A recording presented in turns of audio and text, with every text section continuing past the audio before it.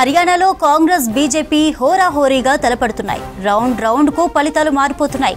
Trends లో మొదట దూసుకెళ్లింది కాంగ్రెస్, కానీ ఆ తర్వాతి రౌండ్లలో ఈక్వేషన్స్ మారిపోతున్నాయి. ఇప్పటి వరకు వచ్చిన ఫలితాల్లో బీజేపీ 45 స్థానాల్లో లీడ్లో కనిపిస్తోంది. ఇక కాంగ్రెస్ 35కి పైగా స్థానాల్లో ఆధిక్యంలో ఉంది. ఫలితాలు వస్తుండటంతో ఢిల్లీ నుంచి హర్యానాకు బయలుదేరారు కాంగ్రెస్ అగ్రనేతలు అశోక్ గెహ్లట్, మాకెన్. హర్యానాలో కాంగ్రెస్ బీజేపీ హోరాహోరీగా తలపడుతున్నాయి. రౌండ్ కు ఫలితాలు మారిపోతున్నాయి. ట్రెండ్స్ లో మొదట దూసుకువెళ్లింది కాంగ్రెస్, కానీ ఆ తర్వాతి రౌండ్లలో ఈక్వేషన్స్ మారుతున్నాయి. ఇప్పటి వరకు వచ్చిన ఫలితాల్లో బీజేపీ 45 స్థానాల్లో లీడ్లో కనిపిస్తోంది. కాంగ్రెస్ 35కి పైగా స్థానాల్లో ఆధిక్యంలో ఉంది. ఫలితాలు వస్తుండటంతో ఢిల్లీ నుంచి హర్యానాకు బయలుదేరారు కాంగ్రెస్ అగ్రనేతలు అశోక్ గెహ్లట్, మాకెన్.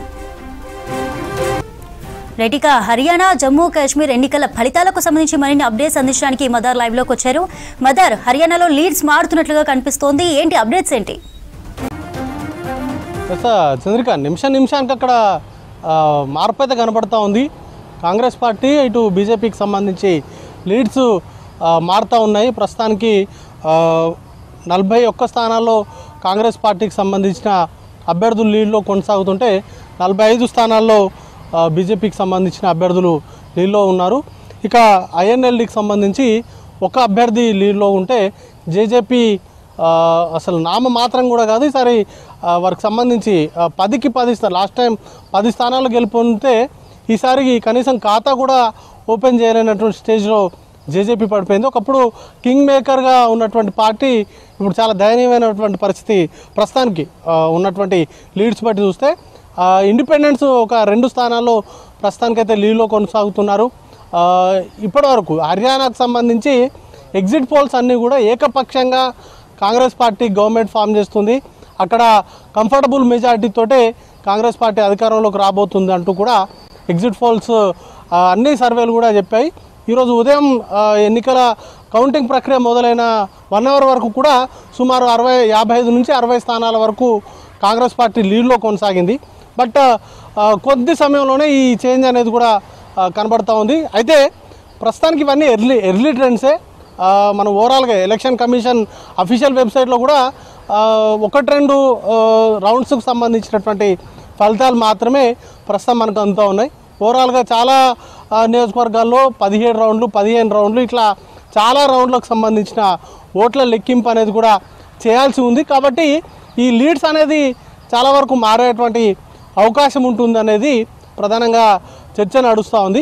ఒక 1 అవర్ తర్వాత పూర్తి స్థాయి క్లారిటీ, ఆల్మోస్ట్ లెక్కించాల్సినటువంటి రౌండ్లలో సగం వరకు పూర్తవుతాయి కాబట్టి అప్పుడు ఒక అంచనాకు రావచ్చు అనేది ప్రధానంగా రాజకీయ విశ్లేషకులు చెప్తున్నటువంటి మాట. ఇక జమ్మూ కాశ్మీర్ చూస్తే అక్కడ ప్రజలు కొంత ఇండియా కూటమి వైపు స్పష్టమైనటువంటి తీర్పు దిశగానే అడుగులు వేస్తున్నట్టుగా కనబడుతూ ఉంది. సుమారు 50 నియోజకవర్గాల్లో ఇండియా కూటమికి సంబంధించినటువంటి అభ్యర్థులకు సంబంధించిన లీడ్స్ అనేది కూడా కొనసాగుతూ ఉన్నాయి. ఇక పీడీపీ పార్టీ గతంలో సింగిల్ లార్జెస్ట్ పార్టీగా అవతరించింది. బట్ ఈసారి కేవలం 2 స్థానాల్లో మాత్రమే ఆ పార్టీకి సంబంధించిన అభ్యర్థులు లీడ్లో కొనసాగుతున్నారు. ఇక బీజేపీ సెకండ్ లార్జెస్ట్ పార్టీగా అవతరించేటువంటి అవకాశాలు కనబడుతున్నాయి. బీజేపీకి సంబంధించి సుమారు 23 మంది అభ్యర్థులు లీడ్లో కొనసాగుతున్నారు. అక్కడ ఇండిపెండెంట్ అభ్యర్థులు కొంత చెప్పుకోదగిన స్థాయిలో ముందంజలో ఉన్నారు. సుమారు 14 స్థానాల్లో ఇండిపెండెంట్కి సంబంధించినటువంటి అభ్యర్థులు లీడ్ అనేది కూడా కొనసాగుతూ ఉంది. కాబట్టి మరొక గంటలో ఈ 2 రాష్ట్రాలకు సంబంధించి ఒక పూర్తి స్థాయి పిక్చర్ అయితే మనకు బయటకు వచ్చేటువంటి అవకాశం ఉంటుంది.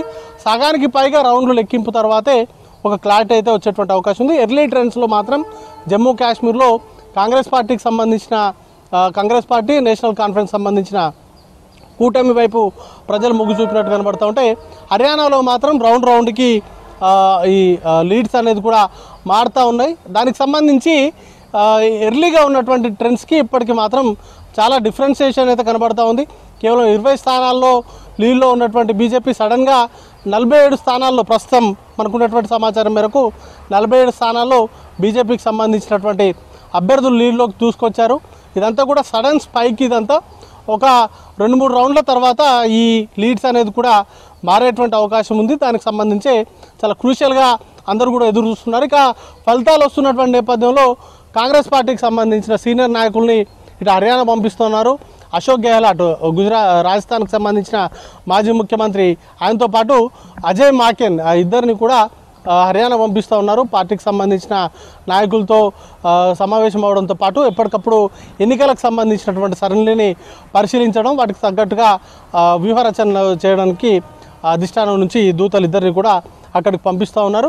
ఇక బీజేపీకి సంబంధించి కీలకంగా ఇప్పుడు వస్తున్నటువంటి లీడ్స్ మాత్రం బీజేపీ పార్టీలో కొంత ఉత్సాహాన్ని నింపుతున్నట్టుగానే కనబడుతూ ఉన్నాయి. ప్రస్తుతానికి 46 స్థానాల్లో బీజేపీకి సంబంధించినటువంటి అభ్యర్థులు లీడ్లో ఉన్నారు. ఇది half pay mark, magic figure 46 స్థానాలు.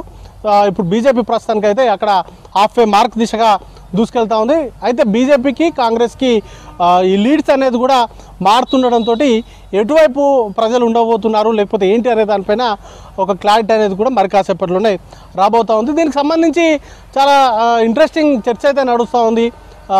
ఇంత నెగిటివిటీ అంటే 10 ఏళ్ల పాటు అక్కడ బీజేపీ గవర్నమెంట్ ఉంది, యాంటీ ఇన్కంబెన్సీతో పాటు రైతు ఆందోళనలు కావచ్చు, వీటన్నింటి ప్రభావాన్ని బీజేపీ ఎట్లా సార్ట్అవుట్ చేసింది అనేది కూడా ఇంట్రెస్టింగ్ చర్చ అయితే పార్టీలో ఉంది. ముఖ్యమంత్రిని మార్చడం కావచ్చు, ఇవన్నీ కూడా కలిసి వచ్చినట్టుగా ప్రస్తుతానికైతే ఈ ఎర్లీ ట్రెండ్స్ కనుక చూసుకున్నట్లయితే అవన్నీ కూడా చేసినటువంటి మార్పులు, ఎక్సర్సైజ్ కావచ్చు, లేకపోతే ప్రచారంలో చూపించినటువంటి వర్సిటాలిటీ కావచ్చు, వీటన్నిటి కూడా బీజేపీకి కొంత మేలు చేసినాయా లేకపోతే ఏం జరగబోతుంది ఏంటి అనే దానిపైన కొంత ఒక 1 అవర్లోనే పూర్తి స్థాయి పిక్చర్ అయితే వచ్చేటువంటి అవకాశాలు ఉన్నాయి. ప్రస్తుతానికైతే హర్యానాలో హోరాహోరీ నడుస్తూ ఉంది. ఇటు జమ్మూ కాశ్మీర్లో మాత్రం ఇండియా కూటమి వైపే ప్రజలు మొగ్గు చూపినట్టుగా ప్రస్తుతానికైతే మనకు ఈ ట్రెండ్స్ బట్టి చూస్తే అర్థమవుతుంది. చంద్రిక.